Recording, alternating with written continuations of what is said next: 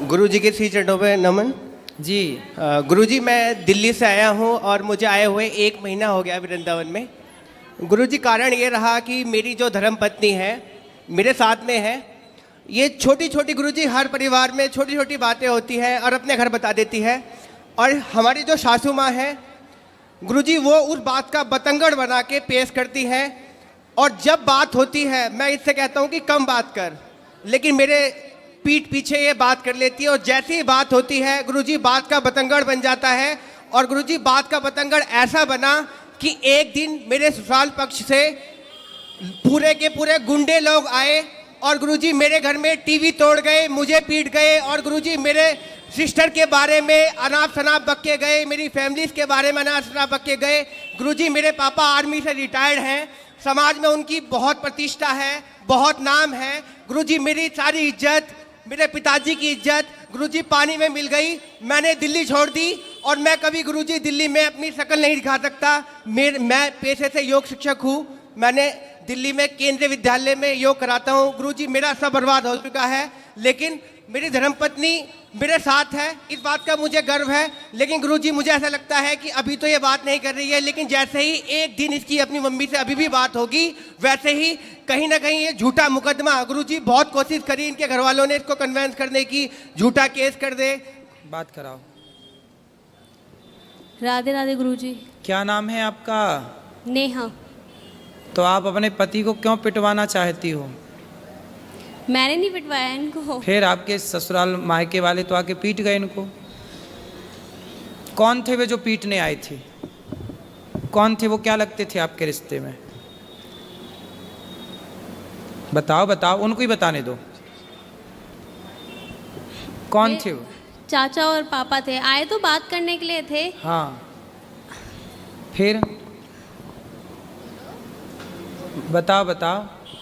गुरुजी बात हुई, इसके चाचा ने मुझे फ़ोन किया और कह रहा नेहा से बात कराओ, आपने उसे मारा पीटा है। आप इनसे बात कराओ। बेटा देखो, पिता कब तक काम आएगा और चाचा कब तक काम आएंगे।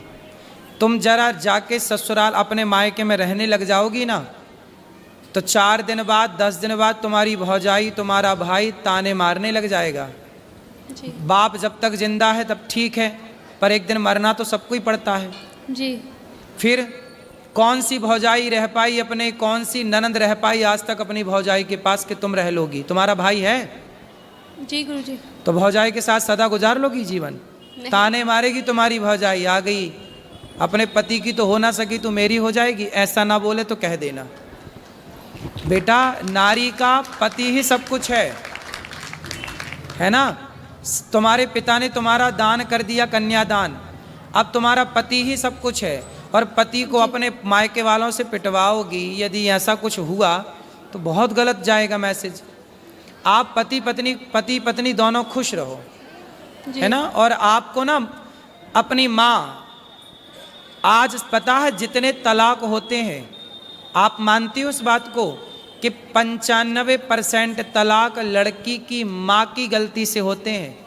पता नहीं लड़की की माँ, लड़कियों से मोह भंग ही नहीं होता।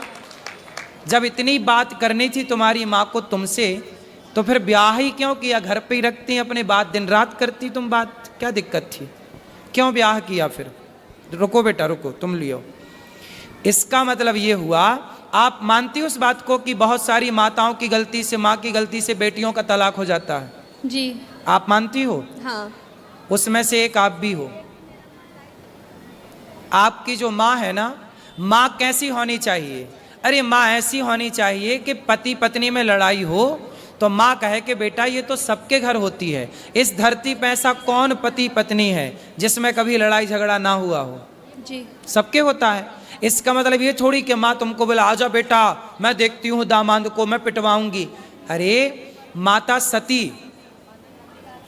सती अपने पिता के घर चली गई थी, दक्ष प्रजापति के घर, और वहां पर देखा कि मेरे पति का अपमान हो रहा है, तो माता सती सहन ना कर पाई। एक अच्छी स्त्री वो होती है जो कभी अपने पति का अपमान ना करती ना कराती। वो कैसी पत्नी जो अपने पति को अपने पिता और अपने चाचा से पिटवाए? तुम्हारे पिता बिल्कुल धर्म का ज्ञान नहीं रखते क्या? अनपढ़ है क्या?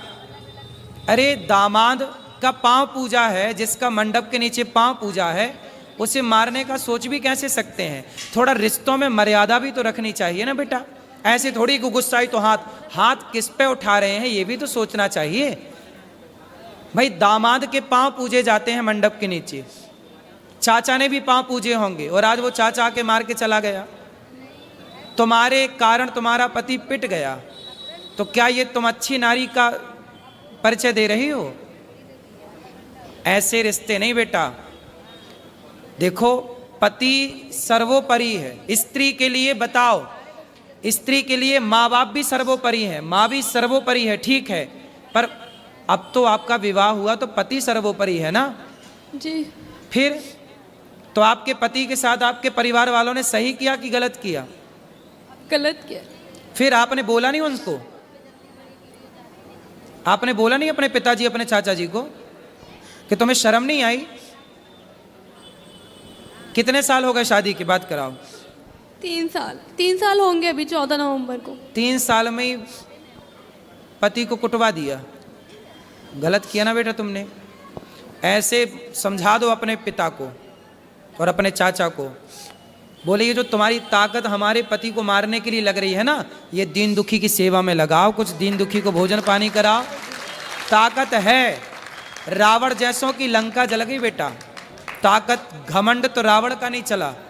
तो बोल देना अपने चाचा को और अपने पिता को, जी गुरुजी। है ना, कि मेरे पति को सुनो, आपका धर्म है कि आपको पति की तरफ खड़े होकर बोलना चाहिए, चाचा मेरे पति की तरफ आंख उठा के मत देख लेना, ये आपका धर्म कहता है। ठीक है। ठीक है। तो आप किसके साथ हो? माँ के पक्ष के पति के साथ? इनके साथ। तो पति आपके शराब पीते हैं? नहीं। गलत है? नहीं। आपको प्यार करते हैं? बस एक्सेस बोलते हैं, बहुत ज्यादा एक्सेस बोलते हैं, जरूरत से ज्यादा बोलते हैं। अभी बेटा शादी के 3 साल हुआ है। 3 साल में ना बेटा, आम का पौधा लगाओ तो उसको भी 5 साल लगते हैं तब वो फल देता है। क्यों जी? आम का पेड़ कितने साल में फल देता है? 5 साल में। बेटा भी तुम्हारी शादी के 3 साल हुए हैं। शादी को थोड़ा मैच्योर तो होने दो, रिश्ते को पकने तो दो। जब पकेगा, जब एक दूसरे को समझोगे। अब तुमने उसे ऐसा करा दिया तो उसके अंदर तुम्हारे प्रति क्या श्रद्धा रहेगी?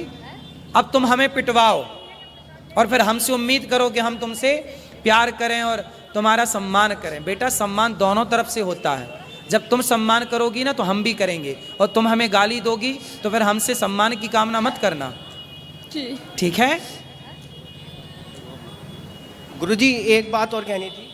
और सुनो, तुम भी कितना बोलते हो पत्नी को, क्यों इतना उल्टा सीधा बोलते हो? गुरुजी मैं ऐसा कुछ नहीं बोलता, मैं बस ये बोलता हूँ कि बस अपनी मम्मी से उतना ही बात कर। गुरुजी मैं कभी जानने को मना नहीं माँ करता। से बात करती है बेटी, इसमें बुराई क्या है? माँ से तो हर बेटी बात करती है। और अभी शादी के 3 साल हुए हैं, थोड़ा अभी तो उस घर से निकल कर इस घर में आई है, उसको भी तो थोड़ा मौका दो। गुरुजी कॉलोनी में ये बोलती है कि मैं हिजड़ा हूँ। कौन बोलता है? इसकी मम्मी। और हमारी बच्ची हो गई, पूरी कॉलोनी में ये बोलती है ये दवाई खा खा के। गुरुजी पता नहीं क्या क्या बोलती है। गुरुजी मेरे को इतनी शर्म आती है कि मैं गुरुजी बता नहीं सकता, आप पूछो गुरुजी। क्यों बात कराओ? तुम अपनी माँ को बताओ ना बेटा, है ना? तुम्हारी माँ ऐसा बोलती हिजड़ा है, ये सब नहीं बोलना बेटा। माँ को समझाओ कि माँ तुम अपना काम करो। गुरुजी मैं आपसे एक बात पूछना चाहती हूँ कि क्या कोई माँ बाप ये चाहेंगे मेरी लड़की का घर टूट जाए? बेटा, कोई माँ बाप नहीं चाहते गुरुजी। बेटा बहुत माँ बाप की गलती से ही टूटता है, ये क्यों नहीं सोच रही हो? नहीं वो बात आपकी ठीक है, लेकिन वो नहीं चाहते। कुछ ऐसे रीजंस रहे हैं, कुछ ऐसी बातें रही हैं कि उनको ये स्टेप, मैं मानती हूँ कि ये चीज़ गलत थी, उनको नहीं करना चाहिए था, ये बहुत गलत था, लेकिन मुझे नहीं पता क्या सोच के उन्होंने ये किया।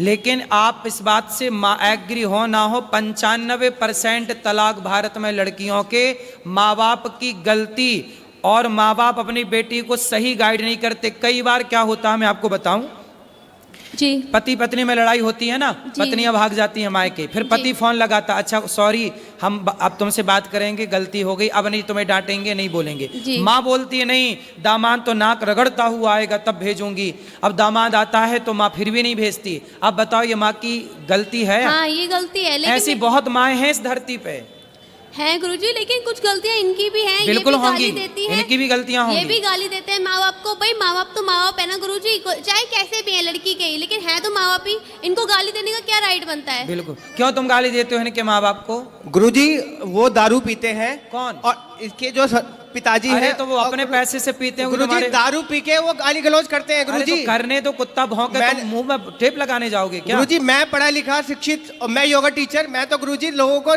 ज्ञान और देता हूँ योग का, मैं अरे गाली भाई नहीं देता। तो सारा संसार दारू पी के गाली दे रहा, तुम सबका ठेका लेके बैठोगे? गुरुजी मैं ब्लॉक कर देता हूँ उनको कि कॉल मेरे से बात ना हो, तो फिर वो ये बोलते हैं कि नंबर यहाँ ब्लॉक पे कर आप देता भी है। गलत हैं। सास ससुर को गाली क्यों दोगे? मैं- भाई सास ससुर पत्नी के माता पिता आपके भी माँ बाप हैं। जितने आपके लिए आपके माँ बाप प्रिय हैं, ऐसे उतने ही उस लड़की के लिए उसके माँ बाप प्रिय हैं। इसलिए हर लड़की को अपने माँ बाप से प्यार है, हर लड़के को अपने माँ बाप से प्यार है। इसमें बुराई क्या है? और आप कौन होते हैं उनके माँ बाप को गाली देने वाले? नहीं गुरुजी मैंने कभी स्टार्टिंग में कभी कुछ नहीं बोला। वो फोन करते हैं, बेटी से बात करा, मैं कराता हूँ, फिर दामाद से बात करा, और एकदम से आप शब्दों का यूज करने लगते हैं गुरुजी। कोई बात नहीं, वो भी तो तुम्हारे माँ बाप हैं। जैसे माँ बाप की दो डांटें सुन लेते हो, सुन लिया करो। रिश्ते थोड़ा सहनशीलता से चलते हैं। दो बातें तुम सुन लो,